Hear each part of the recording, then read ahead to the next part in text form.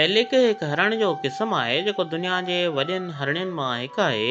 हिन जो जिस्म मज़बूत ऐं वॾो हूंदो आहे ऐं नर एलिक जो वज़न आम तौर ते 300 खां 450 किलोग्राम ताईं थी सघे थो।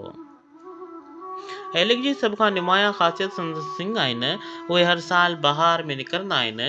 शुरूआत में नरम ऐं रत सां भरियल हूंदा आहिनि ऐं पोइ सख़्त थी शाख़दार शिकिल अख़्तियार कंदा आहिनि। उन्हनि ते 10 खां 12 या उन खां बि वधीक पॉइंट्स थियनि था।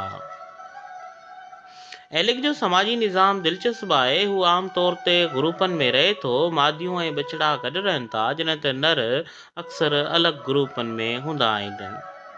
रेटिंग सीज़न यानी नस्ल वधाइण जो मौसम आम तौर ते सेप्टेम्बर खां अक्टूबर ताईं थींदो आहे।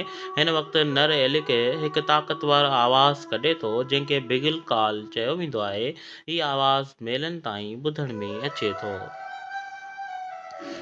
रेटिंग सीज़न में नर हिक ॿिए सां मुक़ाबिलो कंदा आहिनि। सिंगनि सां टकर थींदी आहे ऐं आख़िरकार मज़बूत हैरिड ग्रुप जो अॻुवाण बणिजे थो। अक्सर जंगियूं जानलेवा न थींदियूं आहिनि छो त फितरत में ताक़त ॾेखारण जो मक़सदु हूंदो आहे।